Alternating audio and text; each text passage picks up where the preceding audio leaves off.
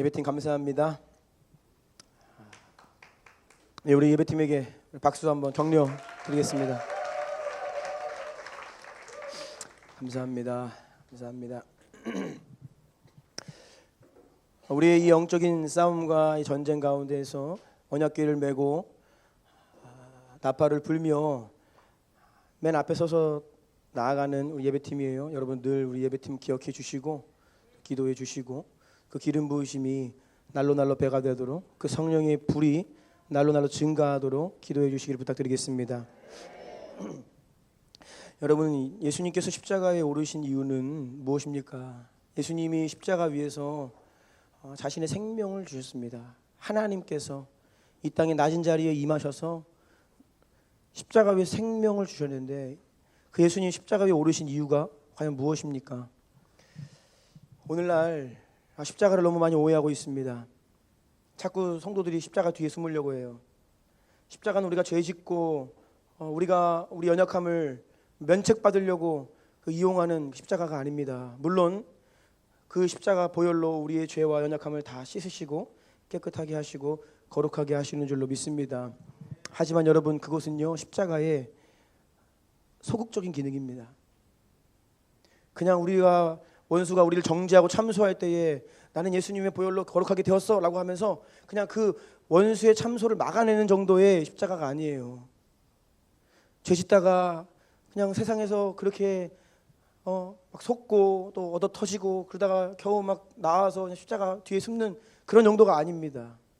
우리는 십자가를 들어야 돼요. 아멘. 십자가를 들고 예수의 이름을 선포하며 원수의 권세를 질밟는 거예요. 아멘. 내가 이 반석 위에 내 교회를 세우리니 음부의 권세가 이기지 못하리라. 아멘. 여러분, 예수님의 이름으로요 빼앗겼던 것들 되찾아오는 것이고, 이 땅이 원래 하나님의 것이잖아요. 하나님께 온전히 드리기로 작정되고 계획되어서 창조된 온 우주 만물이 죄로 인해 타락하여서 지금 누가 왕노릇하고 있습니까? 악한 영들이잖아요. 누가 사람들 가운데 왕노릇하고 있습니까? 사탄 원수잖아요. 그럼 우리는요 예수의 이름으로 나아가서 빼앗긴 것을 다시 되찾아오는 것이에요. 아멘. 죽어가는 영혼을 살려야 되는 것입니다. 그래서 여러분, 이 십자가가 예수님 우리를 위해 죽으신 이유는 단지 우리의 죄 용서를 위한 것이 아니다. 그 능력과 권세를 회복하시기를 예수 이름으로 축복합니다. 아멘. 지난주에 저희 가정에도 하나님께서 새 생명을 선물로 주셨습니다. 감사합니다.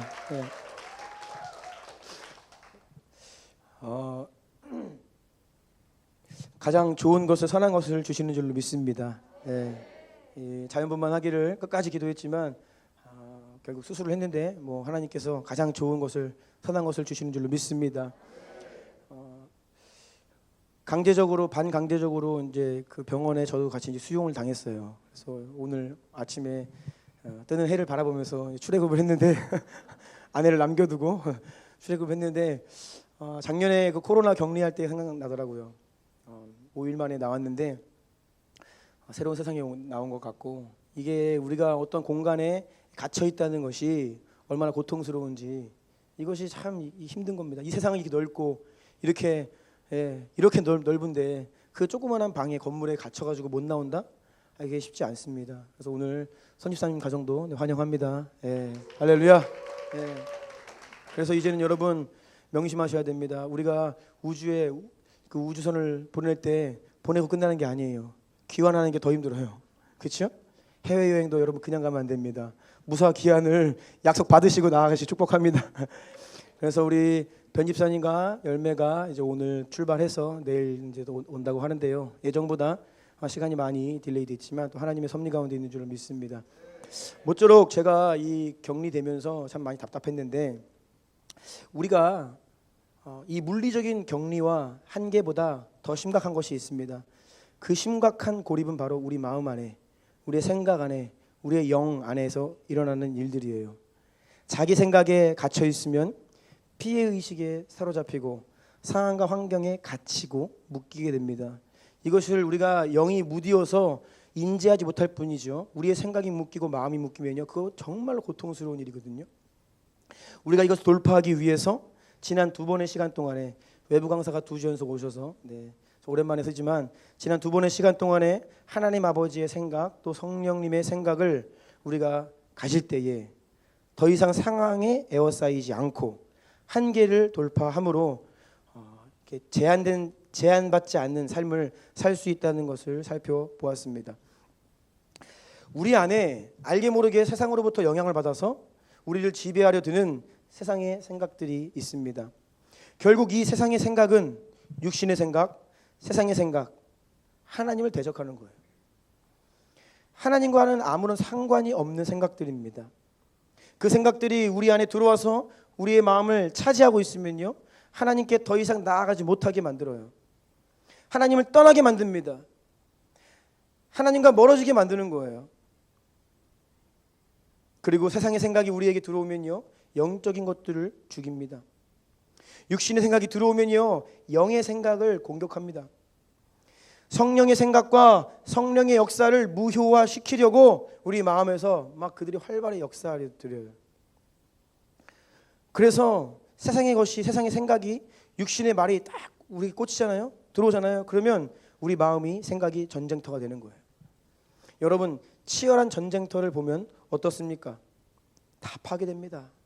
정말로 무자비합니다. 다 무너집니다. 잿더미가 됩니다. 쓰레기 더미가 되어버려요. 온전히 남아있는 건물이 없습니다. 우리의 마음이 이렇게 전쟁터가 되면요, 무너져 내리는 거예요.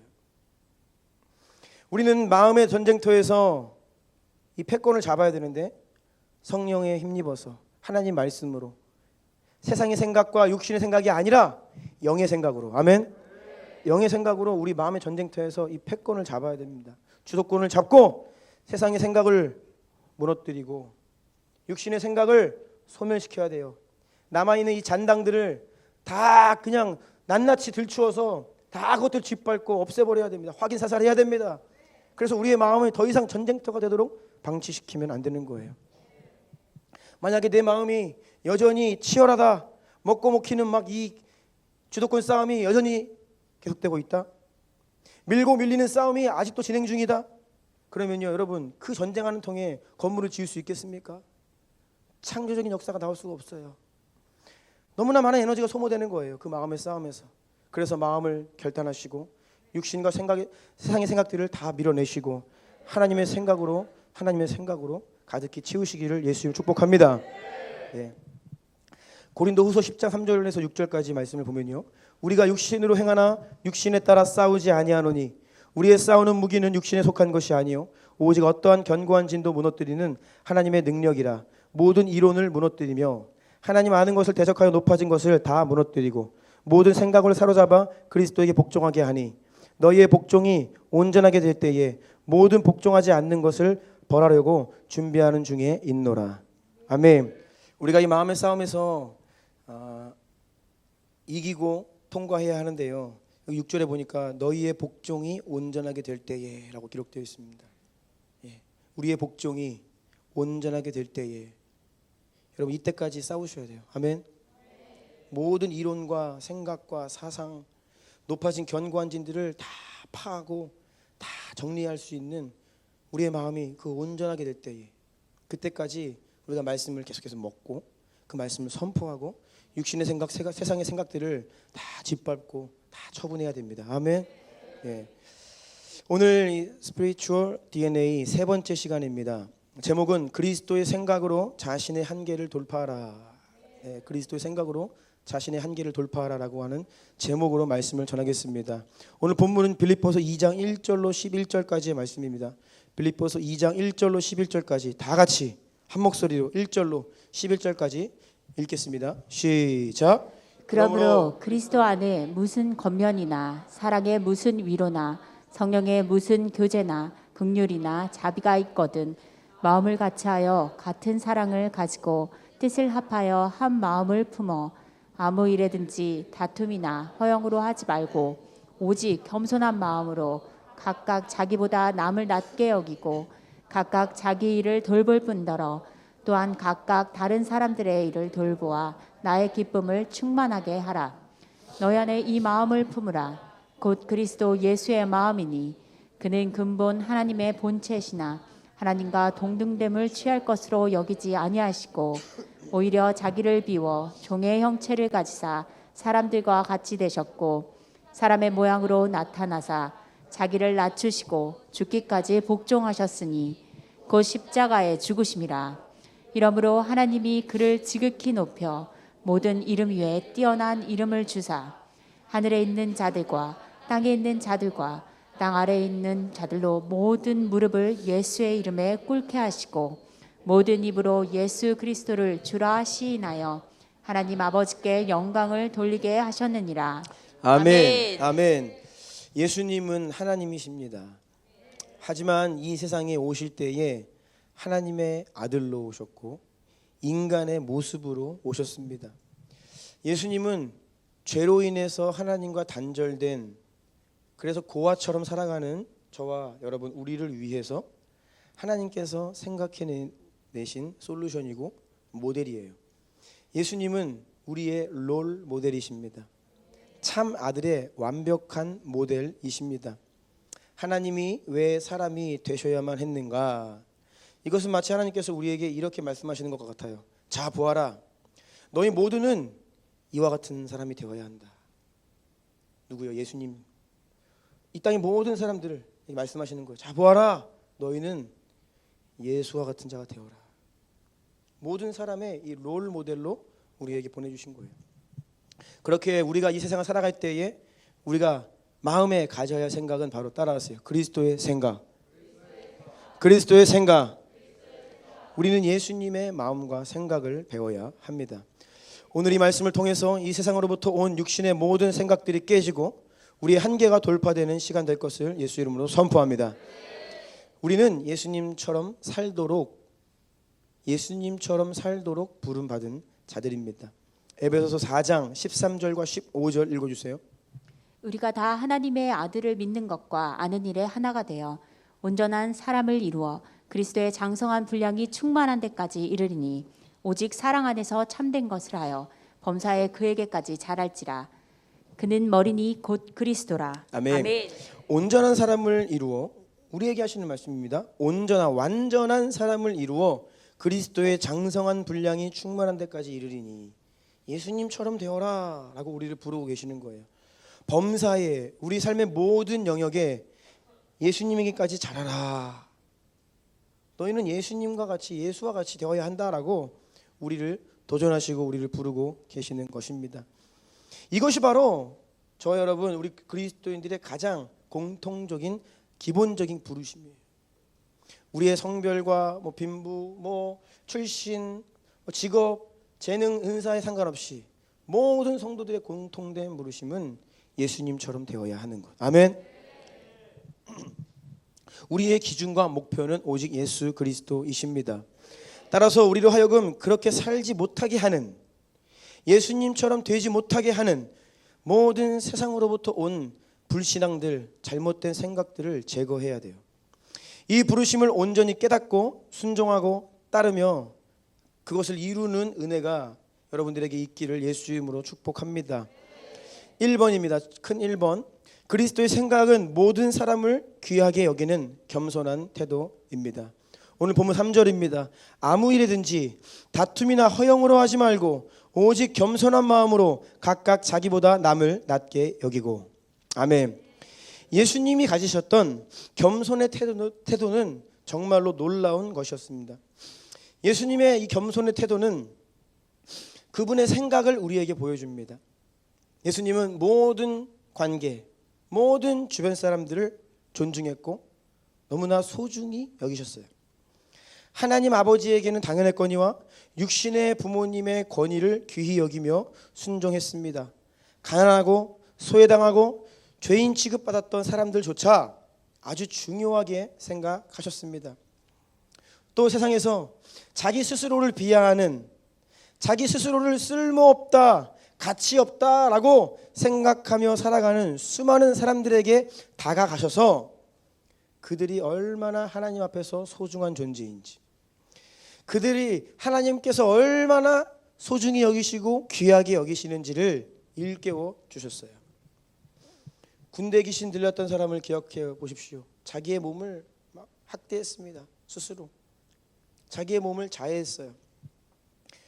또 어떤 아이는 계속해서 물과 불에 들어가며 스스로 목숨을 끊으려 했던 아이도 있었습니다. 7 귀신 들렸던 마리아, 여러분 7 귀신 들렸다는 것이 얼마나 참혹한 인생인지 아십니까? 그 인격과 모든 것들을 빼앗기고 완전히 학대당하는 인생이에요. 5명의 남편에게 계속해서 연이어 버림받으며 상처 가운데, 고통 가운데, 어두움 가운데 살던 수가선 여인. 이렇게 정말로 수많은 사람들에게 예수님 먼저 다가가셔서 그들의 인생이 얼마나 가치 있는지, 왜 너를 자해하느냐, 왜 너는 자꾸 물속으로 들어가느냐, 너는 왜 수치와 상처 가운데 사람들을 피하며 사느냐, 너는 그렇게 억눌리며 살 인생이 아니다라고 선포해 주시고 그들을 자유케 하시며 새로운 삶을 살게 하신 분이 바로 예수님이세요. 예수님은 함께한 모든 사람들에게 언제나 그들이 너희는 하나님 앞에서 정말 소중한 존재라는 것을 일깨워 주셨어요. 현재 연약한 모습으로 바라보지 않으시고 장차 이들이 어떻게 하나님께 쓰임받을지를 미리 내다보시며 그 제자들이 부를 때 보세요. 평범한 어부였고 너무나 보잘것없는 사람들이었지만 장차 이들이 하나님께서 어떻게 사용하실지 그들의 인생의 미래를 바라보시며 그 가치를 보시고 그들을 콜링하시는 거예요. 너는 사람을 낚는 어부가 될 것이다.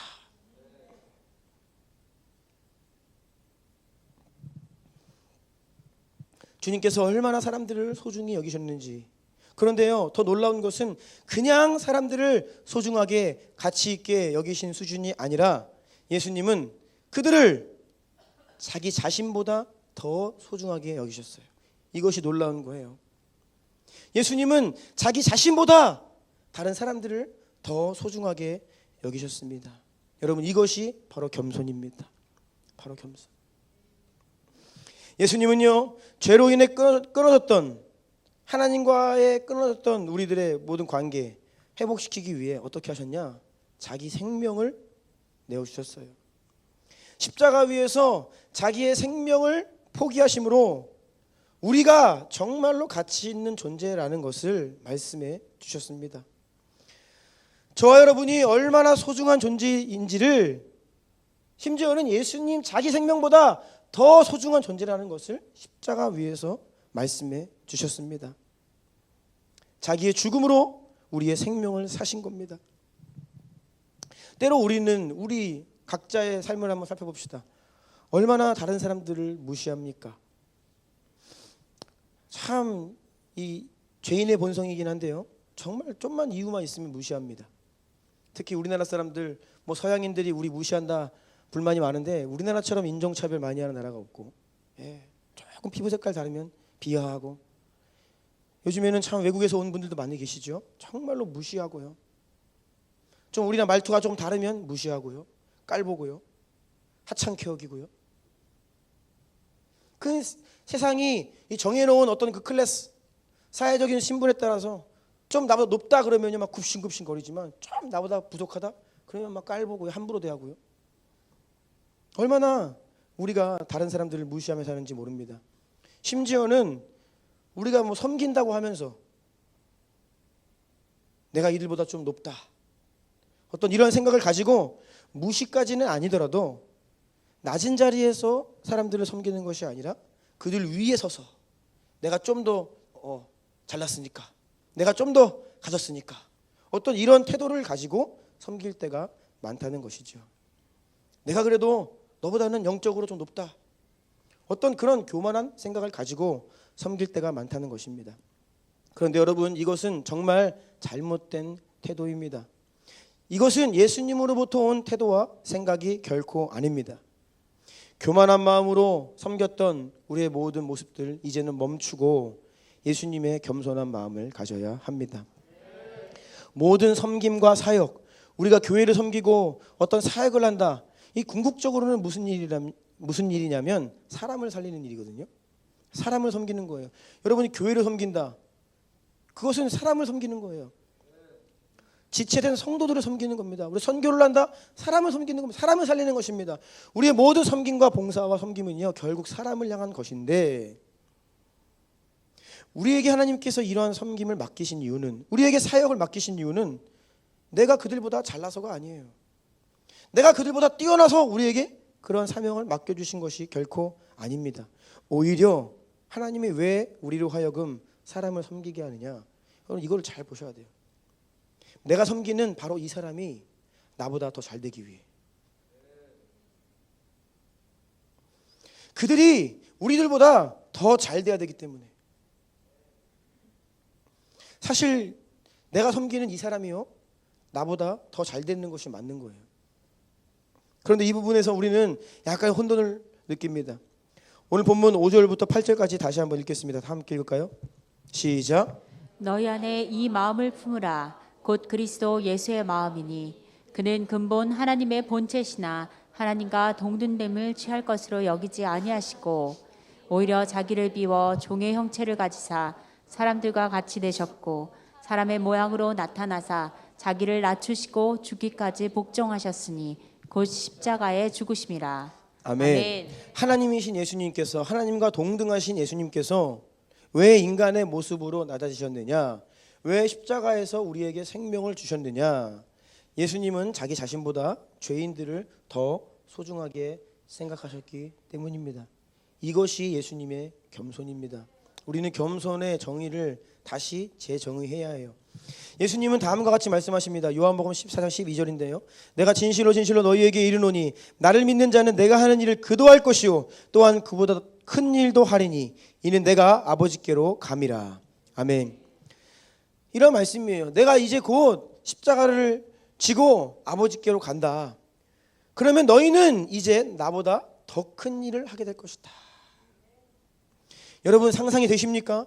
이 땅에 존재했던 모든 사람들 중에서 가장 위대했던 예수님께서 자기보다 더 큰 일, 더 위대한 일을 할 것이라는 축복으로, 그러한 말씀으로 저와 여러분에게 축복해 주신 거예요. 나는 완전하고 내가 최고니까 너희는 나에게서 배우면 조금 따라올 것이다, 이게 아니라 생명까지 쏟아 부어주심으로 너희는 나보다 더 큰 일을 할 것이다 라고 이 감당할 수 없는 축복을 우리에게 주고 하나님 곁으로 올라가셨죠. 우리 또한 모든 사람들에 대하여 이러한 태도를 가져야 하지 않겠습니까? 그들이 옆에 있는 이 지체가 나보다 더 잘 되어야 한다라는 생각을 가지셔야 합니다. 세상에서는요 그럴 수 없죠. 이 사람이 나보다 잘나면 갑자기 막 치고 올라와요. 나를 뛰어넘으려 해요. 그럼 위기의식을 갖습니다. 시기합니다. 질투합니다. 내 자리를 빼앗고 내 밥그릇을 빼앗아갈까 불안해합니다. 나보다 더 주목받고 더 관심받을까 봐 시샘하고 질투하고 경쟁하고 비교하고 불편해해요. 어쩔 때요? 내 옆에 있는 사람이 막 나보다 막 치고 올라 나를 넘어서려 하면요. 그러니 우리가 세상적인 개념에서 누군가를 도와준다라고 했을 때 항상 내가 위에 있어야 되고 저 사람은 내 아래에 있어야 되는 거예요. 이것이 유지되면 도와줄 수 있습니다. 그런데 이 사람이 어느 순간에 나를 넘어서려 한다? 도움을 중단하죠. 그럴 수는 없는 거죠. 그런데 여러분, 예수님의 마음은 전혀 그렇지 않다는 거예요. 교회 안에서 또 하나님의 나라에서는 절대로 그럴 수 없습니다. 교회 안에도 마음이 아프지만 시기와 질투가 많습니다. 다른 사람들 잘 되는 꼴을 세상에서는 못 본다 하지만 만약에 교회 안에서조차 누군가가 잘 되는 것에 배 아파하고 시기하고 질투하고 막 불편해한다면 여러분 정말 우리의 섬김은 누구를 위한 섬김이고 무엇을 위한 신앙생활인지 우리 마음을 되돌아보아야 돼요. 시샘하고 질투하는 것이 아니라 축복하고 기뻐해 줄 수 있어야 합니다. 내 자리를 빼앗길까 봐 경쟁하는 것이 아니라 서로 돕고 서로 섬기며 함께 성장하면 되는 것입니다. 아멘. 왜 질투하는지 아세요? 내가 성장하지 않기 때문이에요. 나는 그대로인데 옆에 있는 사람이 성장하잖아요. 질투가 일어나요. 같이 성장하면요 극복할 수 있습니다. 아멘. 먼저 된 자가 나중되고 나중된 자가 먼저 된다는 말씀이 이 교회 안에서 종종 일어나는 것을 봅니다. 나중된 자가 먼저 될 때 누가 마음이 어렵습니까? 제일로 마음이 어려운 분들은 모태출석들. 네. 평생 신앙생활을 했는데 이제간 예수님 믿은 이 사람이 막 치고 올라와. 불같이 예배를 막 드려요. 그러면 물론 뭐 종교적인 사람은 시기도 안 해요. 뭐 그러나 말거나 상관도 없죠. 그런데 마음에 시기하는 마음이 올라올 수 있습니다. 또 누가 마음이 불편합니까? 우리 주나님교회 초창기 멤버들, 교회에 오래되었던 사람들, 대부분의 이 개척교회들이 한번 이렇게 하나님께서 돌파의 시즌을 주셔서 다음 단계로 넘어갈 때 가장 큰 산이 누구냐? 개척 멤버들입니다. 왜냐하면요, 못 보는 거예요. 뒤늦게 온 사람들이 교회에서 어떠한 사역들을 막 감당하는 것들을 못 보는 거예요. 막 거기 내가 있어야 되는 거예요. 시기하는 거예요. 질투하는 거예요. 물론 감사한 것은 우리 교회는 없습니다. 네. 그러니까 제가 자유롭게 이런 말씀을 드리는 겁니다. 네. 여러분, 우리가 신앙생활을 하고 섬기면서 우리 안에 이렇게 올라오는 이 불편한 마음들과 싸워서 이기셔야 됩니다. 아멘. 사도행전을 보면요, 바울이 회심을 하는데 뒤늦게 하잖아요. 다른 사도들에 비하면 정말 한참 뒤늦게 예수님 믿은 거예요. 후발주자입니다. 바울이 회심을 하고 그리스도인이 됩니다. 그때 바울을 이끌어주는 한 사람이 있는데 바나바입니다. 바나바. 예수님의 12 제자가 아니었음에도 사도행전에서 사도라고 일컬음 받는 몇 안 되는 사람들 중에 하나인 바나바. 이 영적인 이 영권과 리더십이 상당했습니다. 그래서 이 바나바는요, 이제 갓 예수님을 믿게 된 사도 바울을 이끌어주기 시작해요. 가이드해주고 이끌어주고요. 그런데 이 두 사람이 같이 등장하는 사도행전 본문을 보면요, 처음에는 바나바와 사울 이렇게 기록되어 있습니다. 성경에서는요, 순서가 중요해요. 12 제자의 이름을 기록할 때에 앞에 나오는 가장 중요한 제자들부터 나옵니다. 순서가 앞에 있다? 영적 권위가 훨씬 더 높고 리더십의 지경이 더 깊은 사람인 거예요. 더 중요한 사람입니다. 바나바와 사울, 바나바와 사울 이렇게 기록되어 있어요. 당연하죠. 이제 사울이 예수님 감 믿었으니까요. 그런데 사도행전 13장 중간부터 이 순서가 바뀌기 시작합니다. 그때부터 갑자기 바울과 바나바. 무슨 일이죠? 바울이 막 성장한 거예요, 영적으로요. 그래서 이전에는 바나바를 따라갔고 바나바의 도움을 받았지만 이제는 오히려 바나바와 비등비등한 영적 권위와 리더십의 지경까지 올라갔고 시간이 지나면서 그것을 넘어버렸어요. 구약 성경에서 예수님 이외에 가장 위대한 인물은 사도 바울입니다. 아멘. 정말로 예수님의 다른 12 제자들보다 훨씬 더 높은 이 권위의 사도의 지경까지 올라갔어요. 그런데 바울의 영적인 권위와 리더십이 바나바를 앞서기 시작했다. 이것이 두 사도가 막 경쟁을 하고 뭐 엎치락뒤치락하고 그런 개념이 아니에요. 이 두 사도는 계속해서 서로를 존중하고 서로를 돕고 서로를 섬기고 서로를 세우며 함께 하나님 나라를 위해 달려가는 동역자들이었습니다. 여러분, 우리는 우리 위에 있는 사람, 아래에 있는 사람, 나와 수평 관계에 있는 주변 모든 사람들을 존중하고 사랑하고 섬겨야 돼요. 그리고요, 더 나아가서 나를 발판 삼아 이 사람이 더 멋진 사람이 될 수 있도록, 더 위대한 믿음의 사람이 될 수 있도록 돕고 섬기고 축복하고 나 자신을 내어주는 그런 진짜 겸손의 마음을 가지고 섬겨야 합니다. 이것이 바로 예수님께서 우리에게 보여주신 예수 그리스도의 삶이었어요. 자기 생명보다 우리를 더 소중히 여기셨고 자기를 희생하시면서 우리를 귀히 높이셨고. 아멘. 네. 여러분, 우리가 그동안 교만한 마음으로, 인간적인 마음으로 섬겼던 것들, 사람들을 무시했던 것들, 또 사람들을 위에 서서 나보다 부족하니까 내가 돕는 거야 라는 마음으로 섬겼던 이 교만한 태도들을 예수 이름으로 회개하고 돌이키시기를 예수 이름으로 축복합니다. 큰 두 번째입니다. 그리스도의 생각은 정확한 목적과 사명에 집중하고 타협하지 않는 것입니다. 우리가 예수님의 생각으로 변화되는 만큼 보다 정확한 목적, 보다 분명한 사명을 깨닫게 됩니다. 그래야만 우리가 이 살아가는 믿음의 여정 가운데 중도 이탈하지 않을 수 있어요. 그리고 다른 것으로부터 방해받지 않을 수 있습니다. 어떻게 해요? 예수님의 마음으로 더 가득 채워서 우리의 사명과 우리의 부르심과 목적이 더 분명해져야 방해받지 않을 수 있다는 것입니다. 예수님의 인생을 보십시오. 예수님은요, 정말로 단 한순간도 한눈 팔지 않으셨습니다. 좌로나 우로나 치우치지 않으셨습니다.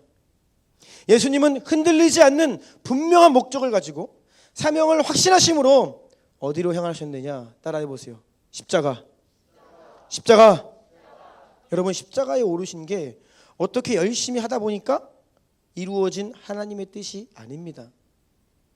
예수님은 일찍이 매우 분명하게 그것을 아셨고 타협하지 않으셨고 그 길을 계속해서 가셨기 때문에 결국 십자가를 질 수 있었던 것입니다.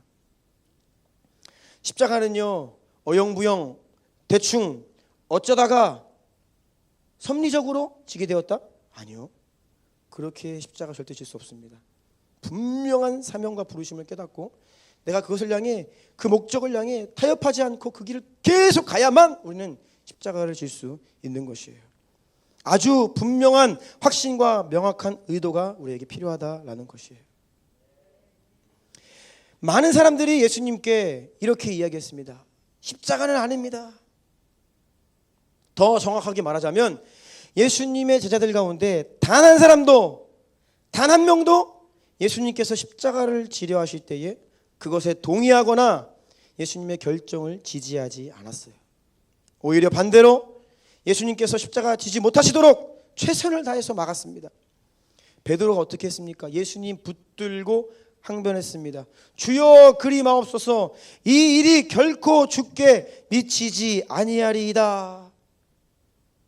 이 말씀을 세번역 성경을 보면요, 베드로가 예수님을 붙들고 대들었다 이렇게 번역이 되어 있습니다. 예수님의 옷을 잡고 지금 예수님 무슨 말씀하시는 거예요? 거칠게 소리 높여 예수님께 대들었어요. 우리가 예수님 십자가 위에서 그렇게 죽는 거 그걸 보자고 여기까지 왔습니까? 이렇게 얘기하는 거예요. 우리가 다 버리고 따라왔는데 안 됩니다. 절대로 그럴 수 없습니다. 언성을 높인 것입니다. 그래서 대제사장의 군대가 예수님을 잡으러 왔을 때 베드로가 어떻게 했습니까? 칼을 빼들었어요. 절대로 안 된다. 그래서 원래는 목을 베려가 했는데 이게 빗나가가지고 말고의 귀가 날아가죠. 그것뿐이 아닙니다. 예수님께서 계속해서 반복해서 자신의 죽음을 예언하시고 고난을 당하시고 죽으시고 제3일에 부활하실 것을 말씀하시고 계시는 그 와중에서도 제자들이 무슨 일을 했냐? 누가 크냐? 누가 위냐? 누가 더 높으냐? 그들이 꿈꾸던 십자가가 아닌 당장에 도래할 메시아 왕국에서 누가 높은 자리 차지할 것이냐? 다투고 싸우고 그랬어요.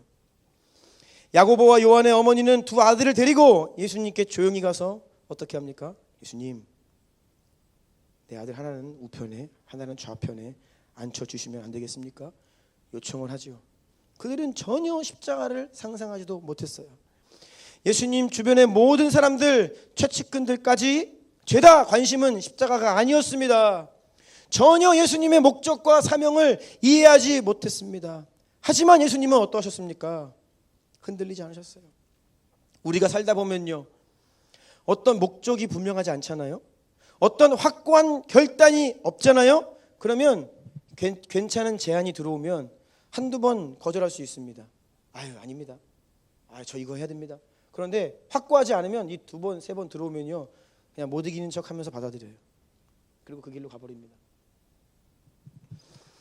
예수님은 정확하게 자신의 목적과 사명을 아셨기 때문에 조금도 흔들리지 않으셨습니다.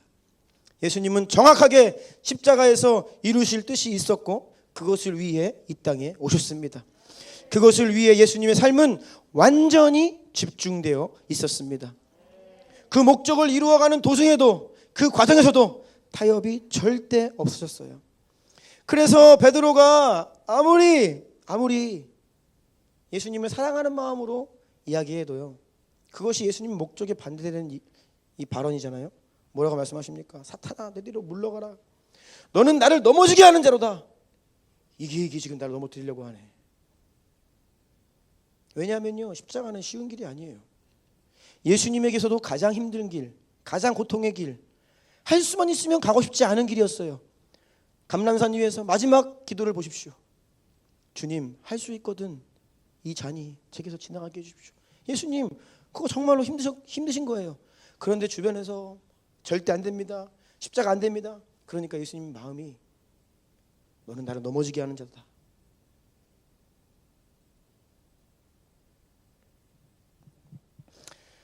베드로가 예수님 사랑해서 그 말했습니다. 베드로가 예수님 아꼈기 때문에 그 말했습니다. 근데 여러분 조심하십시오. 사랑해서 아낀다고 하는 말 다 맞는 말 아니죠. 상당히 나를 아끼면서 하는 말이 나를 망칠 때가 많아요. 그게 하나님의 말이어야지 인간적인 생각이면요, 결코 우리는 그것에 아멘해서는 안 됩니다. 우리 마음에서 나오는 그 생각이 그리스도의 생각이냐 인간적인 생각이냐, 이것이 중요한 것이지 내가 너를 위해 하는 말이야, 이게 뭐가 중요해요.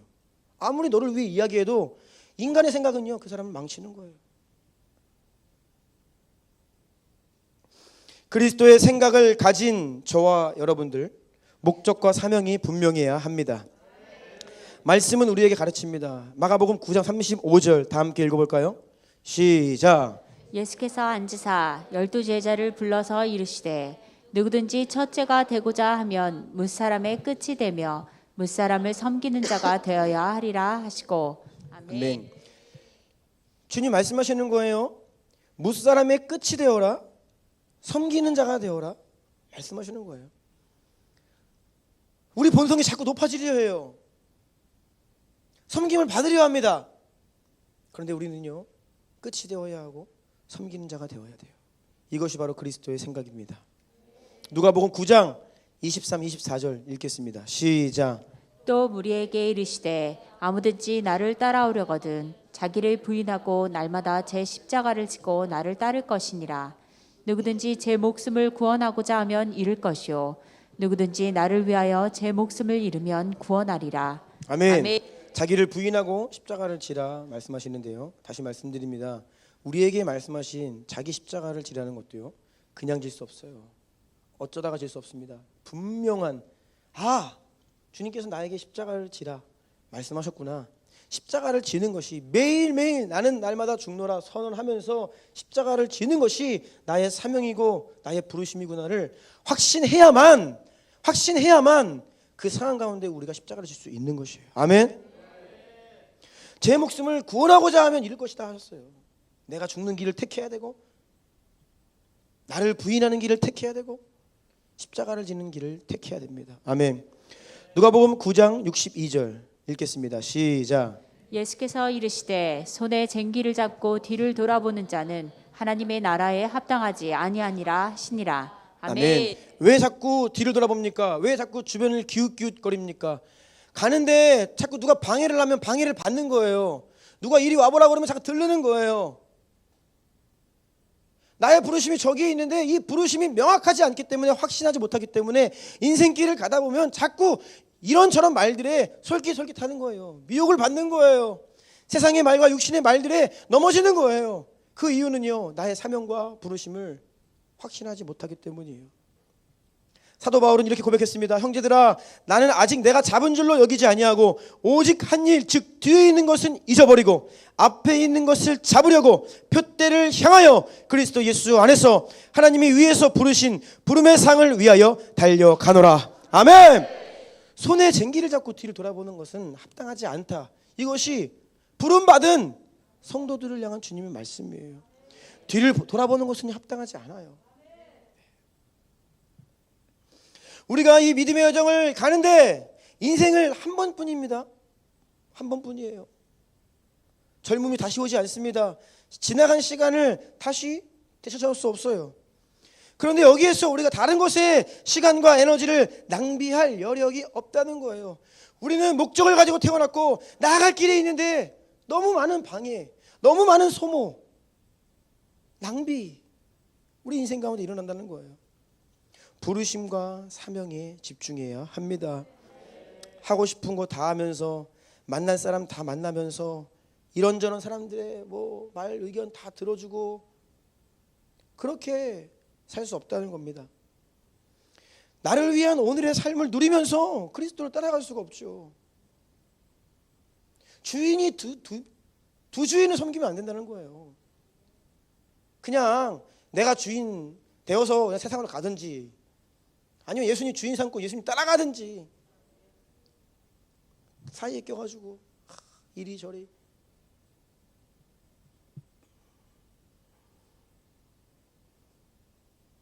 그리스도의 생각을 가진 자들은 부르심과 목적이 확실하고 그것에 집중하며 다른 불필요한 것들을 단호하게 가지치기 하고, 아멘, 단호하게 가지치기 하고 맡겨주신 사명에 충실해야 합니다. 네, 뭐 우리가 수도원에 들어간 것처럼 금욕적인 삶을 살아라 이런 말씀 아닙니다. 하지만 여러분 불필요한 것들은 많이 정리하셔야 돼요. 네, 절제하셔야 되고 예, 하나님 안에서 허락된 만큼 누릴 건 누리시래요. 그 이상의 것들을 다 정리하셔야 됩니다. 가지치기 해야 돼요. 왜냐하면 우리는 사명을 가진 자들이기 때문에.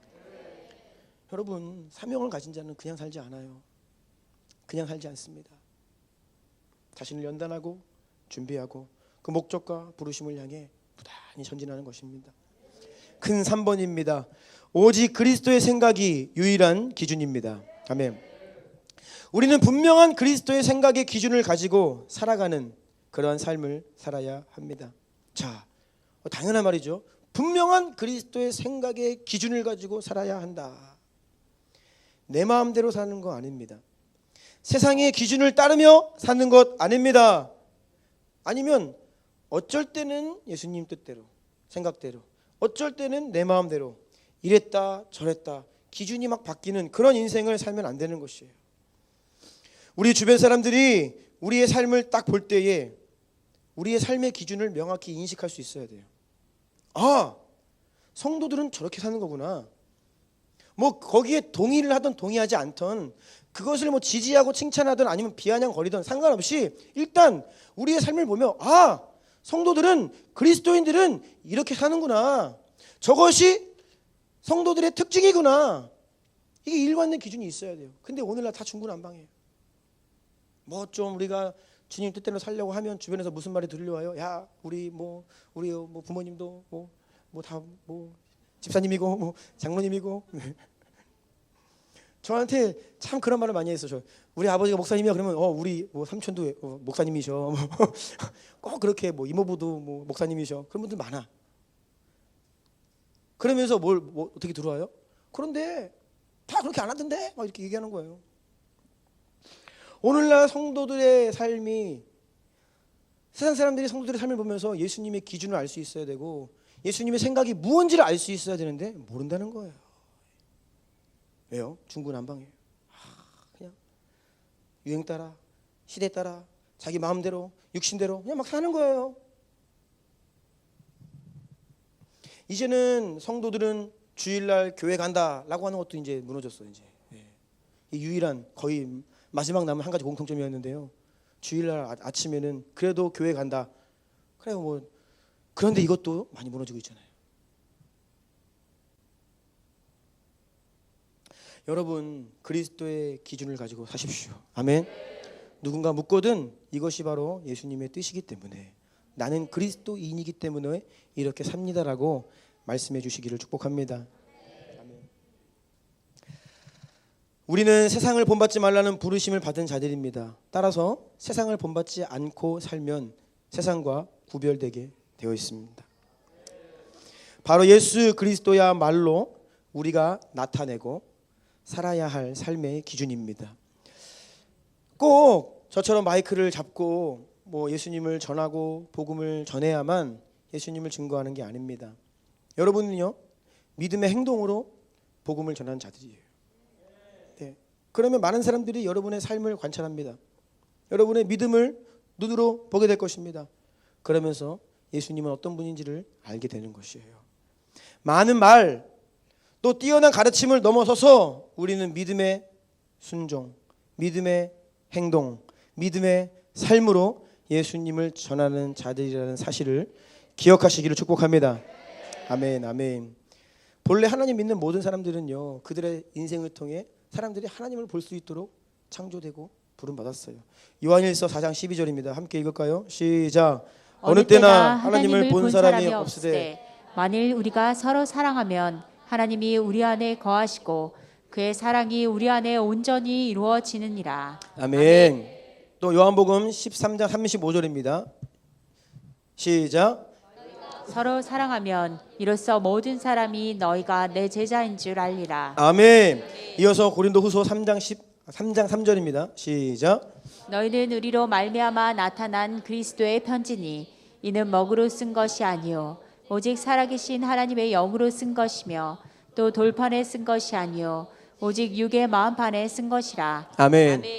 우리가 하나님 말씀에 순종하며 서로를 존귀히 여기고 겸손히 서로를 섬기며 사랑하며 나아가며 하나님이 우리 안에 계시는 거예요. 우리들 가운데 거하시는 겁니다. 그럼 세상이 우리를 통해 하나님을 보게 되는 거예요. 아멘. 고린도 교회 성도들에게 뭐라고 말씀하고 있어요? 너희는 그리스도의 편지다. 와, 이게 너무나 멋지죠. 그리스도의 편지가 무슨 말이에요? 육의 마음판에 그리스도가 새겨져 있다는 거예요. 우리의 생각과 우리의 마음에 그리스도가 새겨져 있는 거예요. 아멘. 그래서 예수님은 눈에 보이지 않지만 그리스도의 편지가 되어서 우리를 통해 예수님이 증언되는 겁니다. 아멘. 바울은요 그런 삶을 살았어요. 그래서 뭐라고 말합니까? 너희는 나를 본받으라. 내가 예수님을 따라 예수님처럼 사는 것처럼 너희도 나를 본받아라. 뭐예요? 우리가 다 그리스도의 편지다. 우리는 다 예수님과 같이 살아야 한다. 그 위대한 성도의 삶으로 성도들을 콜링하고 있는 것이죠. 고린도서 11장 1절입니다. 내가 그리스도를 본받는 자 된 것 같이 너희는 나를 본받는 자가 되라. 아멘. 네. 나의 가르침을 배우라 정도가 아닙니다. 내 행동, 내 선택, 나의 삶, 내가 어떻게 사는지 이 전부를 보고 따르라, 배우라. 예수님의 제자들은요 예수님을 닮고 싶어 했습니다. 그리고 결국 예수님을 그 길을 따라갔습니다. 확실한 그리스도의 생각을 가지고 세상은 이기는 자들이 되고 말았죠. 예수님께서 십자가 위에서 죽으신 것 처음에는 이해하지 못했고 그것을 원치 않았죠. 그런데 어떻게 됐습니까? 예수님이 십자가 위에서 자기의 생명을 다 주신 그 모습 그대로 예수님의 12제자 다 자기의 생명을 교회를 위해 다 순교했어요. 지식으로 복음을 받은 것이 아닙니다. 말로써 그냥 말을 전해 듣고 내가 말을 예수님 생명 전한 수준이 아닙니다. 예수님을 닮은 거예요. 아멘. 예수님의 삶이 그들에게 온 것입니다. 오늘날 우리에게 이게 필요한 거예요. 모든 상황 어떤 일을 만나든지 여러분 자동적으로 이렇게 생각하셔야 됩니다. 예수님이면 어떻게 하셨을까? 예수님이면 무엇을 원하실까? 내 육신의 본성이 이렇게 저렇게 라고 하는 그 음성을 듣는 것이 아니라 예수님이라면 이 상황에서 나에게 뭐라 말씀하시는가? 예수님이 만약 나의 상황 속에 계셨다면 예수님은 어떻게 말씀하시고 어떻게 행동하셨을까? 그것을 고민하시고 그렇게 질문하시고 예수님을 따라가시는 여러분 되시기를 예수 이름으로 축원합니다. 네 번째입니다. 그리스도의 생각을 가진 자는 그리스도를 대변하고 나타냅니다. 여러분이 직장을 다니는데 이 직장에서 어떤 미팅에 직장의 대표로 그 미팅에 나갔다고 생각해 보세요. 그러면요 거기에서 무슨 말을 해야 됩니까? 회사를 대변하는 말을 해야 되는 거예요. 마치 회사 대표님이 CEO가 그 자리에 와 있다라는 것처럼 느낄 만큼 그 말을 대변해야 됩니다. 가서 내 이야기하는 게 아니에요. 내 어필하는 게 아닙니다. 나를 보낸 내가 대표하고 있는 우리 회사를 대표하고 그것을 대변해야 되죠. 회사의 이름으로 간 곳에서는 내 생각과 나의 말을 하는 것이 아닙니다. 우리 회사의 강점을 어필하고 회사를 자랑하고 홍보하고 알리는 것입니다. 당연한 것이죠. 그리스도인의 삶이 마치 그와 같아요. 그리스도인. 우리는 그리스도의 편지. 예수님을 따르는 자. 우리 안에 예수님이 계시다. 그렇다면 정말 우리는 예수님을 대신하는 자들로 예수님을 자랑하고 예수님을 나타내고 그렇게 살고 있습니까? 이것이 사실 당연하고 자연스러운 일임에도 불구하고 잘 되지 않는 것 같아요. 여러분들의 삶은 누구를 대변하고 있습니까? 누구의 말을 대변하고 있습니까? 삶의 주인이 아직 바뀌지 않은 사람, 내가 여전히 나의 주인이다 라고 하면요, 누구 만나면 무슨 얘기예요? 맨 내 얘기하는 거예요. 내 자랑하는 거예요. 내 자랑. 내가 잘한 거, 내 자랑. 아니면 나 힘든 거. 나 힘들어 좀. 그래서 막 힘든 거 얘기하고, 위로받기 원하고, 지지받기 원하고. 내 얘기. 왜요? 내가 나의 주인이니까. 심지어는 주님을 섬긴다고 하면서도 내 사역 얘기하고, 내 은사가 어떻고, 뭐 내가 사역을 어떻게 하고, 자기 자신에게 포커스되어 있는 사람들이 너무나 많다는 거예요. 우리는 분명한 정체성을 가지고 예수 그리스도를 이야기해야 합니다. 네, 물론 내 이야기를 할 수 있죠. 그런데 그냥 내 이야기가 아니라 주님께서 내 인생을 통해 하신 일들, 아멘. 주님께서 내 안에서 하고 계신 일들. 내가 비록 이렇게 어두운 가운데, 고통 가운데 있었지만 주님께서 나를 어떻게 살려주셨는지, 그리고 나는 내 안에서 앞으로 행하실 그 주님으로 인해 기대하고 소망하고 갈망하며 삽니다. 여러분, 우리는 예수님을 대변해야 돼요. 아멘. 가능하려면 예수님의 생각이 우리 가운데 들어와 있어요. 내 생각을 밀어내고 예수님의 생각이 들어와야 되고, 내 마음의 중심에 내가 주인이 아니라 예수님이 나의 주인 되셔야 합니다. 아멘. 이걸 잘해야 영적으로 승진하는 겁니다. 회사에서도 마찬가지잖아요. 회사 대표의 마음에 들어야 돼요. 회사의 대변을 잘해야 됩니다. 그래야 승진하는 거예요. 영적인 세계도 마찬가지예요. 왜 우리가 성장하고 싶은데 성장이 안 되느냐? 영적으로 왜 자기 자리에 머물러 있느냐? 자꾸 내 얘기해서 그래요. 자꾸 내 스스로를 대변하기 때문이에요. 예수님을 대변해 보세요. 예수님을 나타내 보세요. 예수님을 자랑해 보세요. 예수님을 증거해 보세요. 그러면요, 영적인 승진이 일어나는 거예요. 아멘. 돌파가 일어나는 것입니다. 우리가 영적으로 왜 빈곤한지 이유를 아셔야 됩니다. 압살롬 같이 사는 인생들이 많이 있어요. 압살롬은 어떻게 했습니까? 사람들을 자기에게로 이끌었어요. 왕에게로, 다윗에게로 나아가는 사람들을 중간에서 자기에게로 이끕니다. 그리고 자기를 드러내요. 그 영광을 자기가 취합니다. 우리는요, 이런 사람이 되지 않기를 경계하고 조심해야 됩니다. 그리스도의 생각은 아버지의 생각을 대변했습니다. 예수님은요, 늘 하나님 아버지를 이야기하셨어요. 이 부분에서 한 번도 흔들리신 적이 없어요. 한 번도 실패하신 적이 없어요.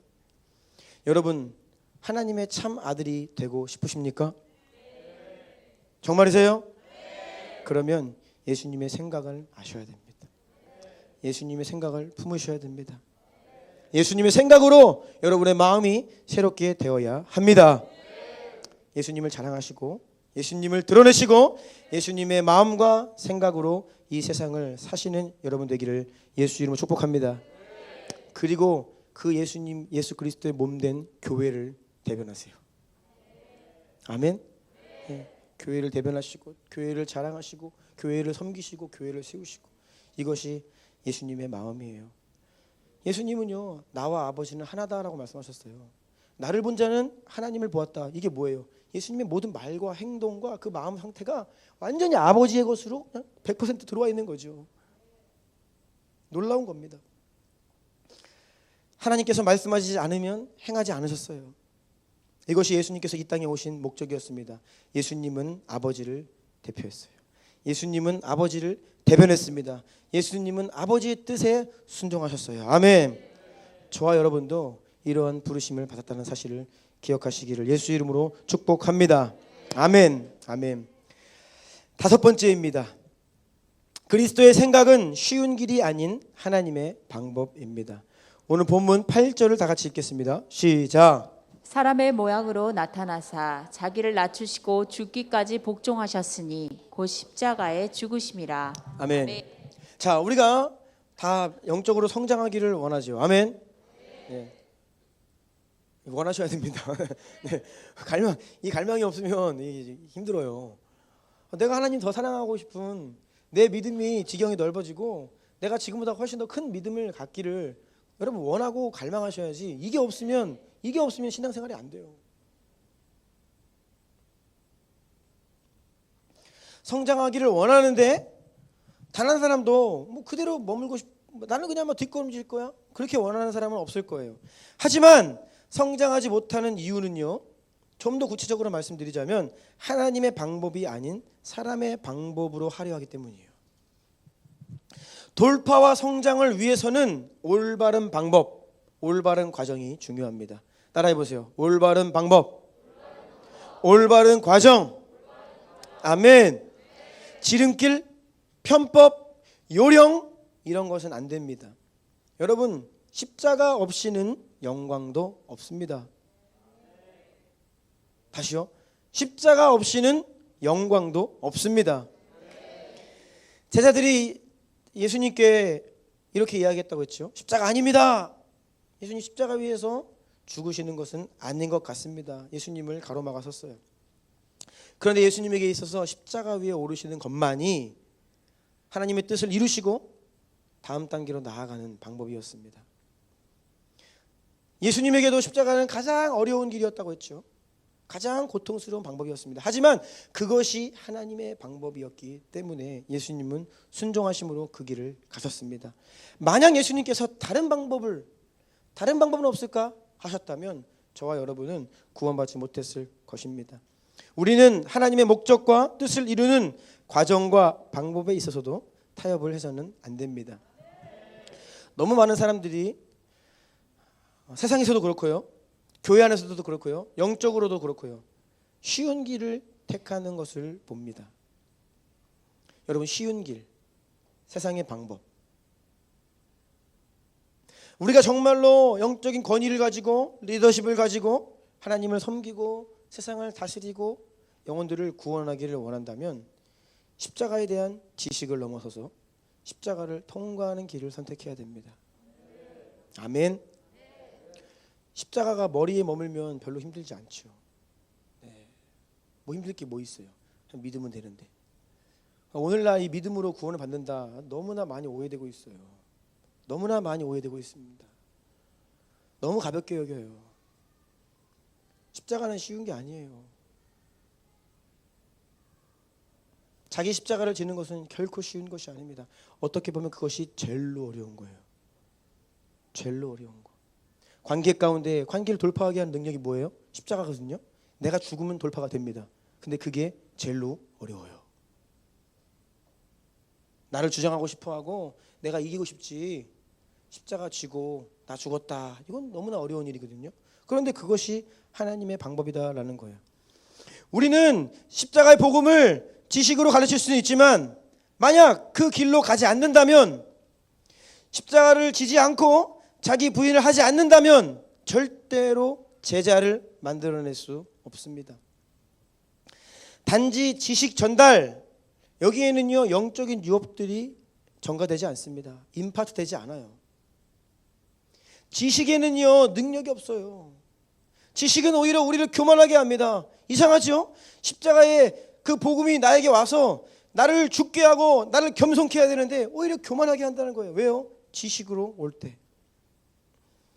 지식에서 지식으로 전달되는 것은 큰 변화와 기적을 기대할 수 없습니다. 그래서 여러분, 십자가를 통과해야 됩니다. 아멘. 십자가를 지고 기도의 자리로 들어가셔야 되고, 실제적인 기도의 자리에서 돌파를 경험한 사람이, 기도의 삶을 살아내는 사람이 기도하는 용사를 일으켜낼 수 있는 거예요. 아멘. 머리로 기도 누가 말 못해요. 그런데 그렇게 해서는 용사가 일어나지 않아요.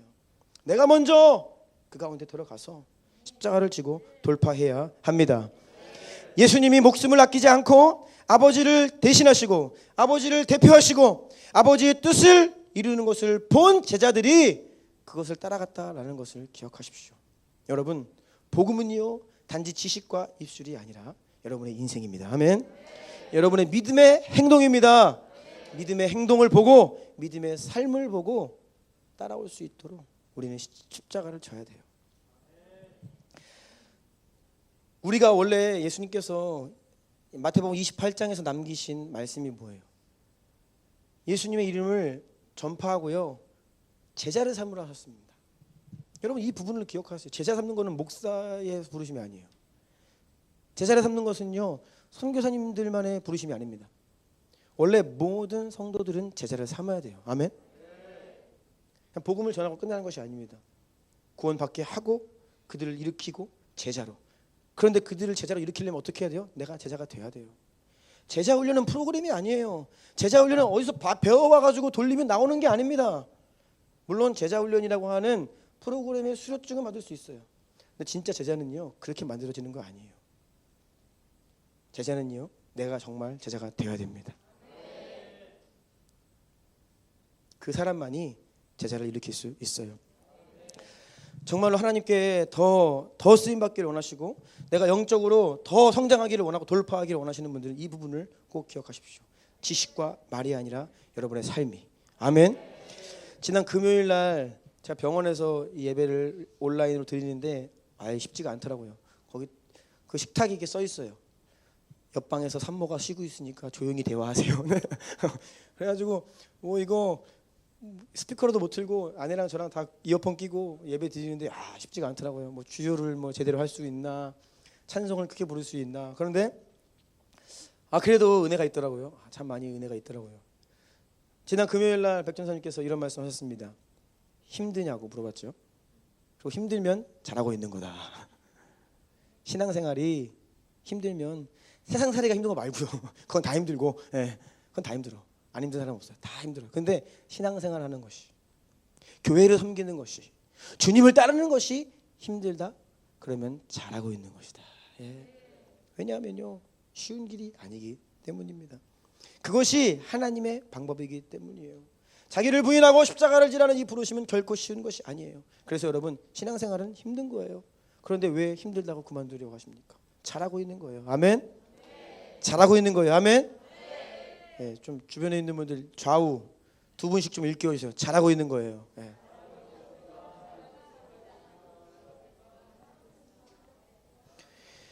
신앙생활은 실제라고 했습니다. 여러분, 머리로 하는 게 아니에요. 너희 몸을 하나님이 기뻐하시는 거룩한 산 제물로 드리라. 이는 너희가 들 영적 예배니라. 몸으로 하는 거예요. 믿음은요, 몸이 움직이는 행동이에요. 순종은 몸으로 하는 거예요. 입으로 하는 게 아니고 머리로 하는 게 아니라 몸으로 하는 거예요. 몸으로 하니까 힘들죠. 토요일 날 저희 청소하러 와보세요. 힘들죠. 네. 그러니까 요즘에 잘 이렇게 모집 이론이 잘 안 되고 있더라고요. 요즘에 잘. 그래서 여러분 좀 모집 잘 자원 좀 많이 해주세요. 힘들죠. 토요일 날 하루 쉬는 날인데 교회에 또 먼 길을 와서 또 땀 흘려 바닥을 닦고 청소하는 거 쉽지 않죠. 힘들죠. 기도의 자리에 나오는 거 힘들죠. 새벽을 깨우는 거 힘들죠. 왜 안 힘들어요? 힘들죠. 힘들어요. 힘들다고요. 이상한 게 아닙니다, 여러분. 힘들어. 그만할래. 왜 그러세요? 네. 그게 바로 가다가 들어오는 거예요. 생각이, 육신의 생각이. 표대를 향해 달려가야 되는데 자꾸 이 마음이 또 전쟁이 일어나는 거예요. 더 이상 전쟁터에 여러분의 마음을 내어주지를 마시기를 축복합니다. 그냥 탁 인간적인 생각이 오면 어떻게 해요? 예수 이름으로 뻥! 네. 그렇죠? 어떻게 하라고요? 뻥! 날려버리라고요. 날려버려. 네. 할렐루야. 네. 말씀을 마무리하려고 합니다. 예배팀 좀 나와주시고요.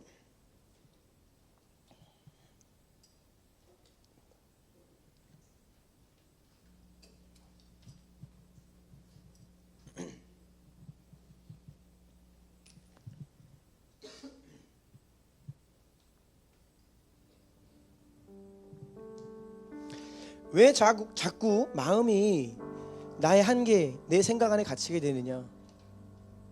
우리가 하나님의 생각, 성령의 생각, 그리스도의 생각, 우리의 한계를 돌파할 수 있는 이 능력의 비결을 지금 배우고 있는데요.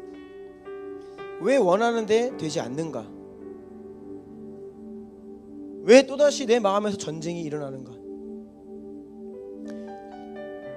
왜 나에게 선포되어서 내 마음에서 세워지려 하던 그 성령의 역사가 또다시 상황과 환경을 만나면, 또 누군가를 만나면, 어떤 말을 들으면 또다시 그것이 무너져 내리는가? 왜 전쟁이 또 일어나는가?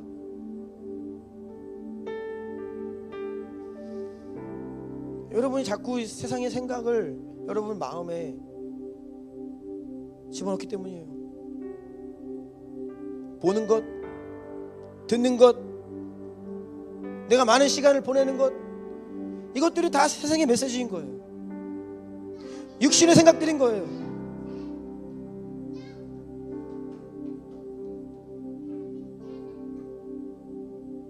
우리가 마음의 싸움에서 승리하려면요, 더 이상 이 세상적인 생각과 육신적인 생각들에 이 유입되는 경로들을 차단하고요, 하나님의 말씀을 먹으셔야 됩니다. 아멘. 우리 육의 마음판에 그리스도의 생각을 심으셔야 돼요. 아멘. 방법이 없어요. 요령이 없습니다. 시간을 들여야 되고, 하나님 말씀을 세상의 메시지보다 더 많이 들으셔야 돼요. 방법이 없어요, 여러분. 어떻게 주일 예배 한 번 드리고 승리하려고 하세요? 안 돼요. 못해요. 안 됩니다. 절대 못해요. 한 시간으로 일주일을 커버해보겠다. 안 됩니다, 여러분.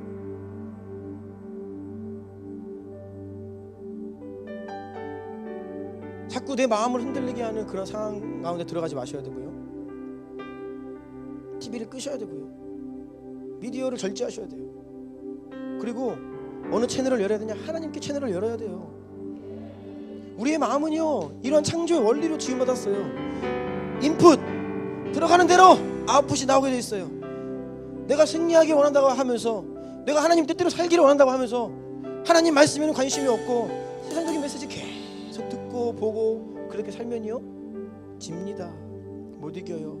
여러분의 마음이 또다시 전쟁터가 되고 말아요. 전쟁터에서는요, 창조적인 일을 할 수 없어요. 거룩한 성 새 예루살렘이 여러분의 마음에 그 성벽이 든든히 둘러진치고 여러분의 마음이 안정되고 평화가 찾아오고 이제 하나님 말씀이 주도권을 잡고 패권을 잡고 여러분 마음을 다스리기 시작해야 그 가운데 창조적인 역사가 일어나고 하나님의 일들이 시작되죠. 또다시 내가 이리 치이고 저리 치인다라고 하면요, 이런 새로운 일, 생명 역사를 기대할 수 없는 거예요. 또다시 반복되는 그 치열한 싸움 가운데 또 넘어지고 일어났다가 넘어지고 일어났다가, 요령은 없습니다. 여러분의 몸을, 여러분의 시간을, 여러분의 눈과 귀와 마음을 주님께 드리십시오. 하나님 말씀을 반복해서 들으시고 아멘 하시고 반응하시고요, 할 수 있는 만큼 최선을 다해서 세상을 향한 열정을 좀 절제하시고 하나님께로 그 열정을 드리십시오. 그렇게 해서 다시 시작해야 되는 거예요. 이 시간 한번 기도하기 원하는 것은요, 여러분 이렇게 선포하세요. 내 마음을 다시는 이 전쟁터에 내어주지 않겠습니다. 여러분 마음을 다시 육신의 생각에 세상의 것들에 내어주지 마세요. 내 마음은 거룩한 성 새 예루살렘이 되었습니다. 내 마음은 예수 그리스도의 것입니다. 하나님의 생각, 성령의 생각, 예수의 생각으로 내 마음을 인치시고 가득 채우시고 내 마음을 평정하시고 내 마음을 다스리시고 예수 그리스도 이외에 높아져 있는 모든 견고한 진 생각, 사상, 감정 다 무너져 내릴지어다. 여러분 선포하시기를 바랍니다. 그리고 여러분의 인생을 주님께 다시 한번 드리세요. 결단하세요. 주님께로 나아가기를. 그 가운데 주님께서 다시 세우신 역사를 행하실 것입니다. 우리 한번 두 손을 듭시다. 오늘 주신 말씀 가운데 여러분의 마음을 전쟁터로 빼앗기지 않겠다라고 선포하시며 주님의 것이라고 선포하시며 하나님의 말씀으로 내 마음을 인치십시오 선포하시며 우리 주의 이름 세 번만 기도합니다. 주여!